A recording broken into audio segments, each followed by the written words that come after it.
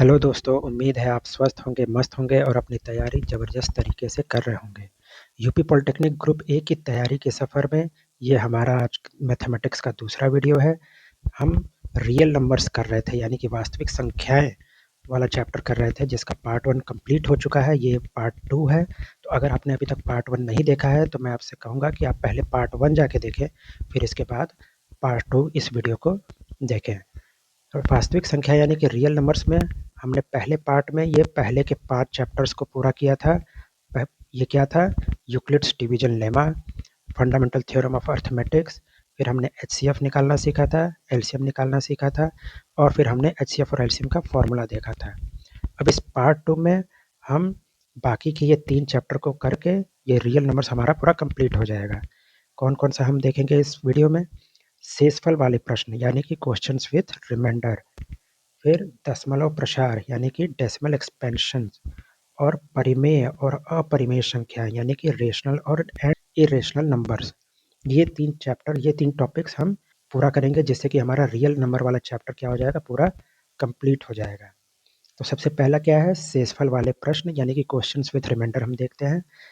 तो इसमें क्या कहता है कि जब हमें सबसे बड़ी संख्या ज्ञात करनी हो जो 2 संख्याओं को विभाजित करने पर कुछ शेषफल यानी कि रिमाइंडर छोड़ती हैं, तो उसको निकालने का स्टेप क्या होगा? यानी कि वो सबसे बड़ी संख्या अगर हमें निकालनी होगी तो उसका स्टेप क्या होगा? उसके क्या-क्या स्टेप है? दिए गए शेषफलों को संख्याओं में से घटाओ। पहला स्टेप ये है कि दिए गए जो शेषफल दिया गया है क्वेश्चन में, उसको क्या करना है? संख्या में से घटाना है। फिर जो प्राप्त नई संख्या होगी, इसको घटाने पर जो हमें नई संख्या मिलेगी, उसको क्या करना है? उसका एचसीएफ निकालो। उनका हमें एचसीएफ निकालना है, और यही एचसीएफ क्या होगी? वह सबसे बड़ी संख्या होगी जो कि क्वेश्चन में पूछा गया है। इसको हम ये क्वेश्चन सॉल्व करके देखते हैं कि क्या इसका मतलब है। यहाँ पर प्रश्न क्या है? वह सबसे बड़ी संख्या ज्ञात कीजिए, सबसे बड़ी संख्या ज्ञात कीजिए जो 70 और 125 को विभाजित करने पर क्रमशः 5 और 8 शेषफल देती है। यानी कि वह सबसे बड़ी संख्या ज्ञात करनी है जो 70 को विभाजित करने पर 5 शेषफल दे, और 125 को विभाजित करने पर वो क्या दे? 8 शेषफल दे। तो इसका स्टेप क्या था? सबसे पहला स्टेप क्या था कि दी गए नंबर में से हमें शेषफल को घटाना है। यानी कि 70 में जो शेषफल बच रहा था वो 5 बच रहा था, तो शेषफल को घटाएंगे तो ये कितना आएगा? 65। और दूसरा 125 में जो शेषफल दिया था वो कितना था? 125 का शेषफल 8 था। तो 125 में जब 8 घटाएंगे तो कितना आ जाएगा? 117। फिर दूसरा इसका प्रोसेस क्या था? दूसरा स्टेप कि जी अब ये जो नए नंबर प्राप्त हुए यानी कि 65 और 117, अब इन दोनों का हमें एचसीएफ निकालना है। तो इसका एचसीएफ निकालने का तरीका हमने रियल नंबर के फर्स्ट पार्ट में एचसीएफ और एलसीएम निकालना सीखा था। तो अगर आपने वो वीडियो देखा है तो यहाँ पर आपको कोई परेशानी नहीं होगी। अगर 65 और 117 का एचसीएफ कैसे निकालते हैं? जो सबसे बड़ा वाला नंबर होता है उसको अंदर लिखते हैं और छोटे वाले नंबर को बाहर लिखकर इसको डिवाइड करते हैं। तो ये 65 से कितनी बार में जाएगा? एक बार में जाएगा। शेष क्या बचेगा? यहाँ बचेगा 2 और यहाँ बचेगा 5 यानी कि 52। और फिर क्या करते हैं? इस वाले नंबर को फिर यहाँ अंदर लिखते हैं। ये 52 कितनी बार में जाएगा? 52 भी एक बार में जाएगा। 52 एक बार में जाएगा और यहाँ शेष क्या बचेगा? 3, और यहाँ पे 1, 13। और फिर इस 52 को अब क्या करेंगे? इस 52 को यहाँ पे अंदर लिखेंगे, और फिर ये 13 4 बार में इसको पूरे तरीके से विभाजित कर देगा, मतलब कि रिमाइंडर हमारा यहाँ पे कुछ भी नहीं बचेगा। तो जब रिमाइंडर कुछ नहीं बचता है तभी क्या होता है कि ये जो भाजक होता है यही क्या होता है? हमारा एचसीएफ होता है। तो एचसीएफ 70 और 125 का जो एचसीएफ होगा वो क्या होगा? यही 13 होगा। तो इस तरीके से वो सबसे बड़ी संख्या जो हमें ज्ञात करनी है उसका उत्तर हमारे पास आ जाएगा, जो कि क्या हो जाएगा? ये 13 हो जाएगा। इसको और क्वेश्चंस को सॉल्व करके देखते हैं। देखिए 2019 के यूपी पॉलिटेक्निक में ये पूछा गया क्वेश्चन है। ये पहला क्वेश्चन ये वही वाला क्वेश्चन है जिसमें कि 70 और 125 है, और उसमें से 70 में 5 रिमाइंडर बच रहा है और 125 में 8 रिमाइंडर बच रहा है। इसका आंसर हमने क्या देखा था? इसका आंसर था ऑप्शन ए 13। और सवाल करते हैं, जैसे कि यहाँ क्या है? वह सबसे बड़ी संख्या ज्ञात कीजिए जो 245 और 1029 को विभाजित करने पर दोनों ही स्थितियों में 5 शेषफल देती हो। यानी कि 245 से विभाजित करने पर भी 5 शेषफल देगी और 1029 को भी विभाजित करने पर 5 शेषफल देगा। तो पहला स्टेप क्या था कि दिए गए नंबर में से शेषफल को घटाना है। 245 को शेषफल से घटाएंगे तो कितना आएगा 240 और 1029 को जब 5 से घटाएंगे तो कितना आएगा 1024। अब ये जो दोनों नए नंबर हमें जो प्राप्त होते हैं इनका हमें HCF निकालना होता है। तो HCF कैसे निकलेगा? इनमें से बड़ी संख्या कौन सी है 240 और 1024 में? 1024 है। तो 1024 को अंदर लिखेंगे, 240 को बाहर लिखेंगे और इसको डिवाइड करेंगे। तो ये कितनी बार में जाएगा? ये यहाँ पे 4 बार में जाएगा। 4 बार में कितना होगा 16 960 बार में। और फिर शेष कितना बचेगा? यहाँ पे 4, यहाँ 6, मतलब 64 शेष बचेगा। फिर ये वाला नंबर फिर ये अंदर आ जाता है। ये अब ये कितनी बार में जाएगा? अब ये 3 बार में जाएगा। 3 बार में जाएगा तो ये हो जाएगा 12 6 18 19 192। अब इसका शेष कितना बचेगा? यहाँ पे 8, यहाँ पे 4, यानी कि 48 शेष बचेगा। अब ये 64 क्या होगा? फिर अंदर आएगा। अब ये कितनी बार में जाएगा? 1 बार में जाएगा। और शेष कितना बचेगा? शेष यहाँ पे बचेगा 12। और फिर ये 48 क्या होगा? ये 48 फिर अंदर जाएगा और ये 4 बार में पूरे तरीके से विभाजित होके रिमाइंडर हमारा कितना आ जाएगा? 0 आ जाएगा। जब रिमाइंडर 0 आ गया तो यही जो भाजक होता है यही हमारा क्या होता है? HCF होता है। तो HCF किसका? 240 और 240 और 1024। 1024 का जो HCF होगा वो कितना हो जाएगा? 12। तो इसका सही आंसर क्या हो जाएगा? Option A 12। अब अगला ये एक और क्वेश्चन है उसी तरह का। इसको वीडियो पॉज करके आप अपने से सॉल्व करने की कोशिश कीजिए। सवाल है वह सबसे बड़ी संख्या ज्ञात कीजिए जो 90 और 120 को विभाजित करने पर क्रमशः 6 और 4 शेषफल देती है। यानी कि 90 से जब 90 से विभाजित करेंगे तो 6 शेषफल होगा और 120 से जब विभाजित होगा तो 4 शेषफल देगा। तो तरीका वही, दिए गए नंबर में से पहले शेषफल को माइनस करना है। तो 90 से 6 माइनस करेंगे तो 84 और 120 के केस में कितना शेषफल हो रहा था? 4 हो रहा था। तो इसमें से 4 माइनस करेंगे तो 116। तो अब इन दोनों नंबर को 84 और 116 का हमें क्या निकालना है? 84 और 116 का HCF। तो इसको भी यूक्लिड्स डिवीजन लेमा से ही निकालेंगे। 116 और 84 ये 1 बार में जाएगा तो शेषफल कितना बचेगा? 32।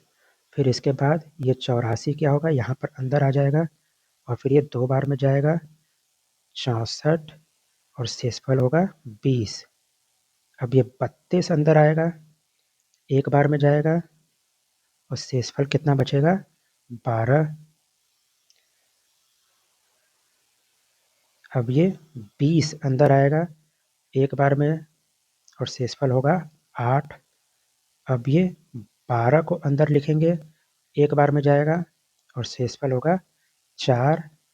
और फिर ये 8 अंदर लिखेंगे, 2 बार में जाएगा और अब शेषफल कुछ भी नहीं बचेगा। तो इसका मतलब कि ये जो 4 है यही क्या आ जाएगा?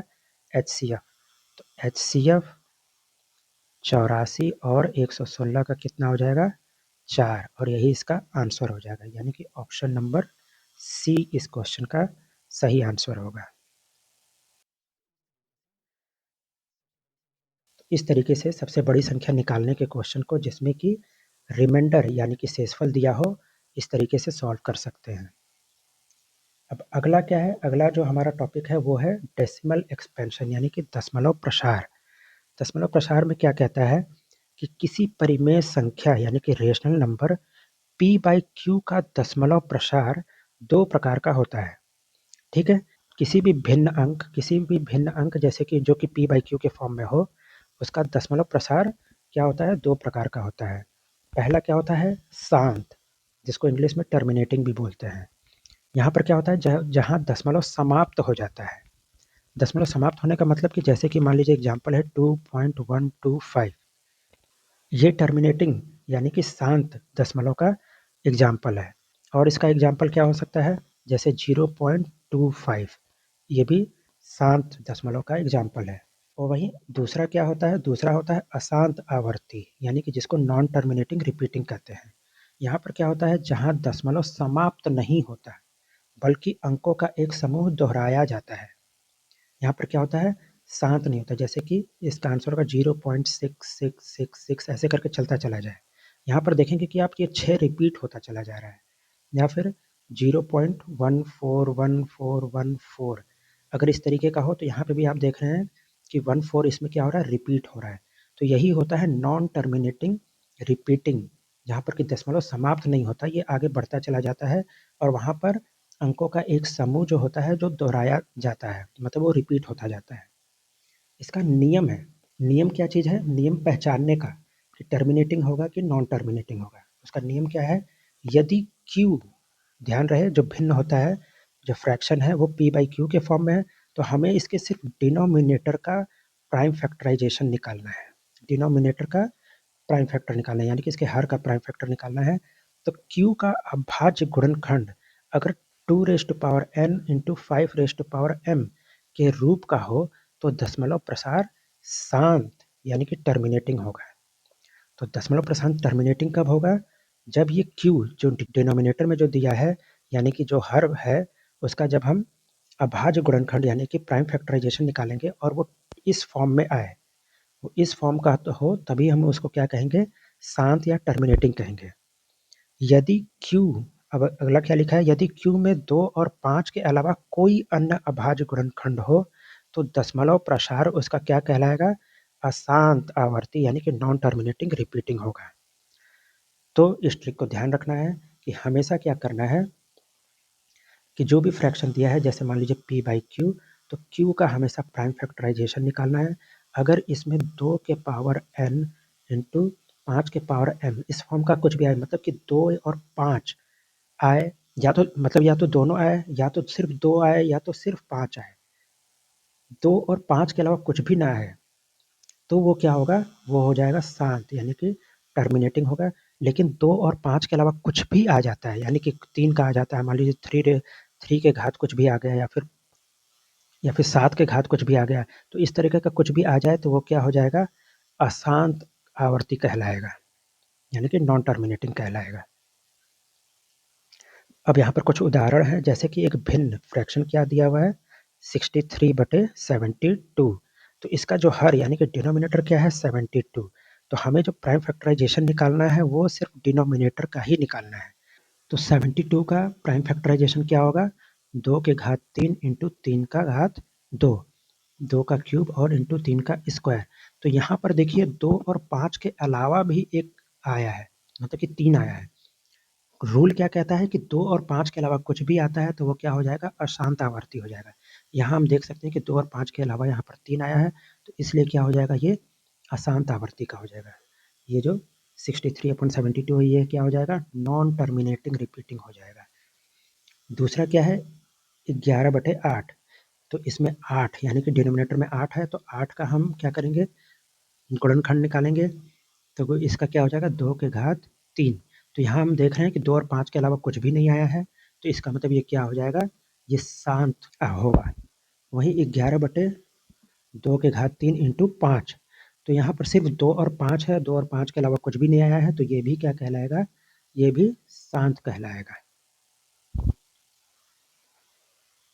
अब अगला टॉपिक क्या है, दशमलव के स्थान अगर हमें निकालना है कि नंबर ऑफ डेसिमल प्लेसेस, मतलब कि दशमलव के बाद कितने नंबर के बाद शांत हो जाएगा।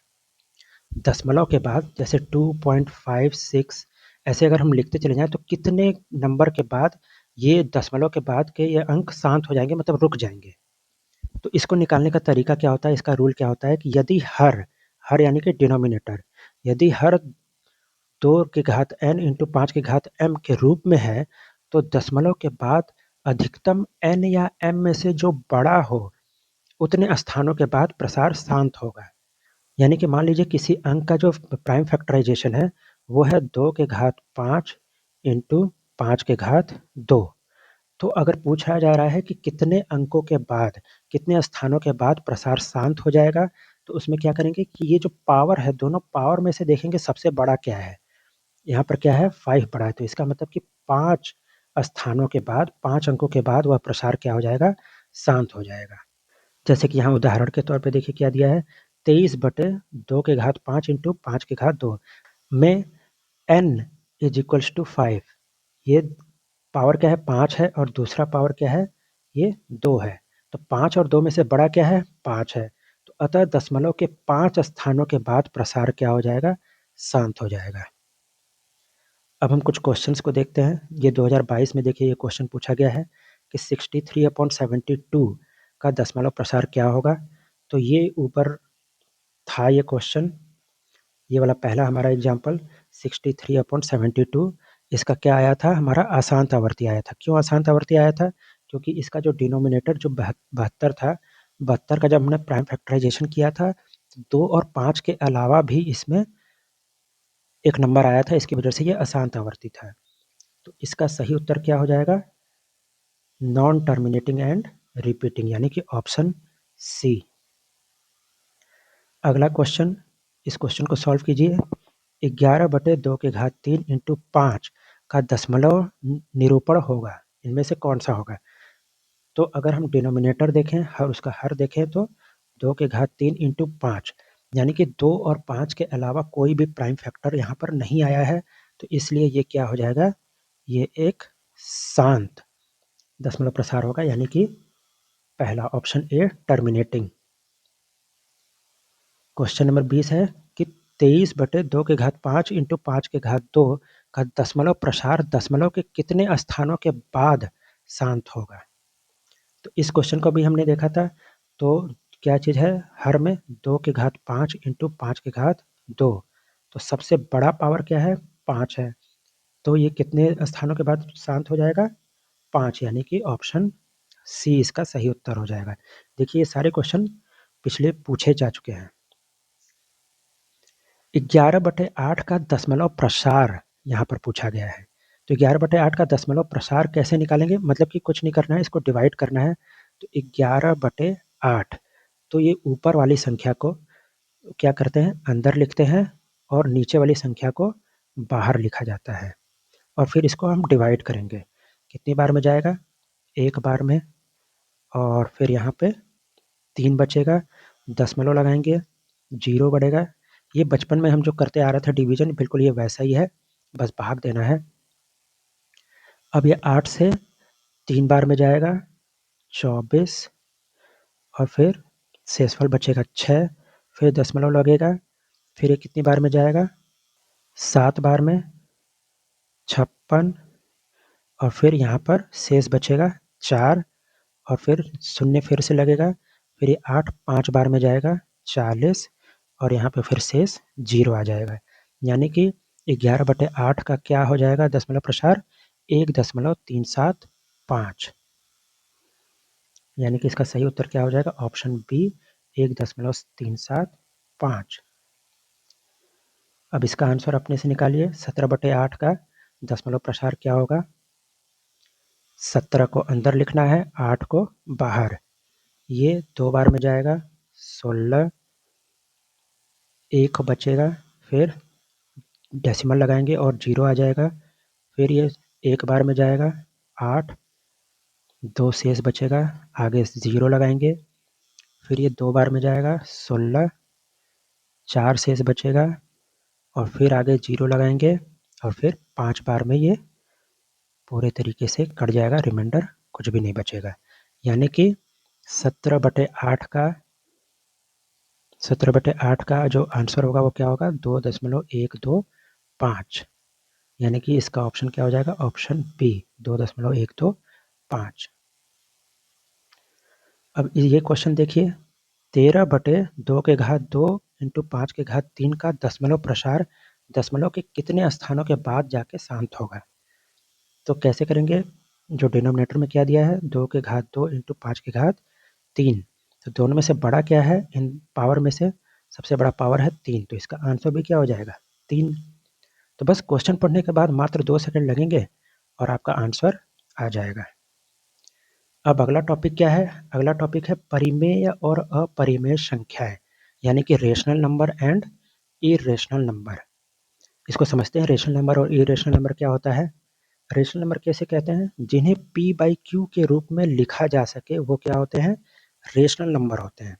बस ध्यान रहे कि q जीरो नहीं होना चाहिए, यानी कि हर में यानी डिनोमिनेटर में कभी भी जीरो नहीं होना चाहिए। तो इसके उदाहरण क्या हैं, जैसे कि 2 हो गया, 0.5 हो गया, 22/7 हो गया, √4 हो गया। ये सब क्या है, ये सब रेशनल नंबर हैं। ध्यान रहे कोई भी नेचुरल नंबर हो जैसे कि 1, 2, 3, 4, 5, 6, ये सभी नंबर क्या होते हैं, ये सभी नंबर रेशनल नंबर यानी कि परिमेय संख्या होती है। और साथ में वो नंबर भी जिसको p बाई क्यू के फॉर्म में लिखा जाए, जैसे कि 1/4 हो गया, 5/8 हो गया, 11/17 हो गया। इस तरह के कोई भी नंबर हो गए, ये सभी नंबर किसके एग्जाम्पल हैं, ये सभी रेशनल नंबर के ही एग्जाम्पल हैं। और ऐसे नंबर जो कि रूट के अंदर हो, स्क्वायर रूट के अंदर हो, लेकिन वह पूर्ण वर्ग हो। पूर्ण वर्ग का मतलब कि वो एक परफेक्ट स्क्वायर हो। जैसे कि √4, √4 की वैल्यू क्या होती है, 2, और 2 क्या होता है, 2 एक रेशनल नंबर होता है, इसलिए √4 भी क्या हो जाएगा, एक रेशनल नंबर हो जाएगा। इसी तरह जैसे कि √25, √25 क्या हो जाएगा, 5, √25 की वैल्यू होती है 5, और 5 क्या होता है, एक रेशनल नंबर होता है, इसलिए √25 भी क्या हो जाएगा, एक रेशनल नंबर हो जाएगा। तो ये कुछ एग्जाम्पल हैं परिमेय संख्या यानी कि रेशनल नंबर के। अब देखते हैं कि अपरिमेय संख्या यानी कि इरेशनल नंबर किसे बोलते हैं। वो सभी जिन्हें p बाई क्यू के रूप में नहीं लिखा जा सकता, उन्हें क्या कहते हैं, अपरिमेय संख्या बोलते हैं। उदाहरण के लिए देखिए, कोई भी नंबर जो कि रूट के अंदर हो और वो पूर्ण वर्ग यानी कि परफेक्ट स्क्वायर ना हो, वो सभी इरेशनल होते हैं। जैसे कि रूट के अगर मैं अंदर 2 लिख दूँ, रूट के अंदर 3 लिख दूँ, रूट के अंदर 5 लिख दूँ, रूट के अंदर 7 लिख दूँ, ये सभी नंबर्स क्या हैं, ये सभी नंबर इरेशनल यानी कि अपरिमेय संख्याओं के एग्जाम्पल्स हैं। रूट के अंदर अगर मैं 9 लिख दूँ तो बताइए ये परिमेय होगा कि अपरिमेय। आपको पता है कि 9 क्या है, 9 क्या है, एक पूर्ण वर्ग है जिसकी वैल्यू होती है 3। तो ये एक रेशनल नंबर यानी कि परिमेय संख्या का एग्जाम्पल होगा। अब पाई जो है, पाई भी एक क्या है, इरेशनल नंबर है, क्योंकि पाई की जो वैल्यू होती है वो कितनी होती है, 3.14 ऐसे करके चलती चली जाती है, ये कभी रुकती नहीं है। इसलिए क्या है, पाई भी एक इरेशनल नंबर है यानी कि अपरिमेय संख्या है। और पाई को p बाई क्यू के फॉर्म में भी नहीं लिखा जा सकता है। अब आप लोगों में से बहुत लोगों का सवाल होगा कि पाई को तो हम 22/7 लिखते हैं, तो क्या पाई परिमेय संख्या नहीं हो सकती। तो बिल्कुल नहीं। यहाँ पर देखिए, इस पॉइंट को पढ़िए, 22/7 एक परिमेय संख्या है क्योंकि यह p बाई क्यू के रूप में है।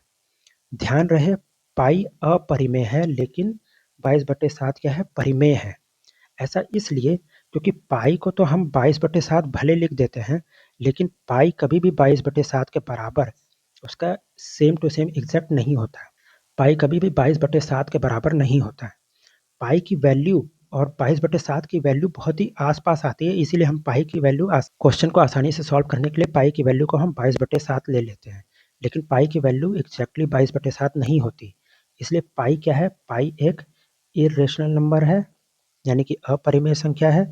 वहीं 22/7 क्या है, एक रेशनल नंबर है। और इसके कुछ पहचानने के जो ट्रिक दिए हुए थे उसको पढ़ लेते हैं।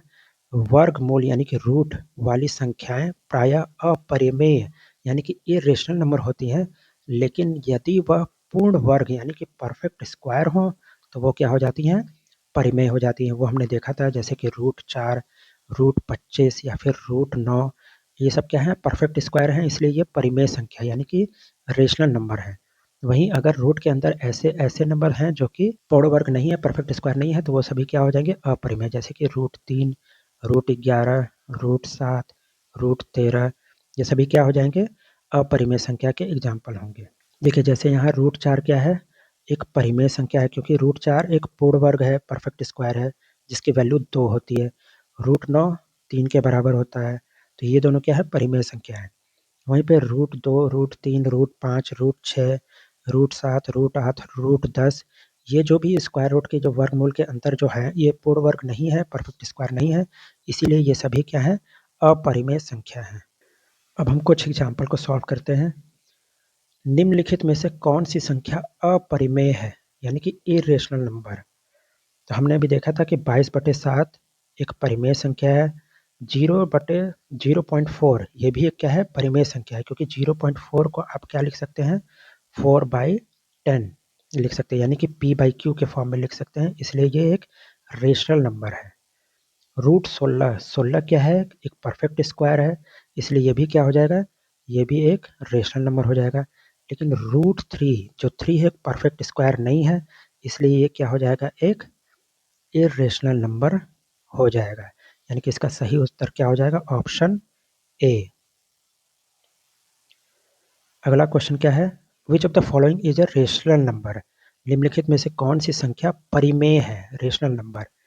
आप जानते हैं कि रूट 2 एक इरेशनल नंबर है, रूट 3 भी इरेशनल नंबर है, रूट 5 भी इरेशनल नंबर है, लेकिन जो रूट 9 है, रूट 9 की वैल्यू क्या होती है, 3, और 3 क्या होता है, एक रेशनल नंबर होता है, इसलिए रूट 9 भी क्या होगा, एक रेशनल नंबर होगा, परिमेय संख्या होगी। इसका मतलब इसका सही उत्तर क्या हो जाएगा, ऑप्शन डी, रूट 9।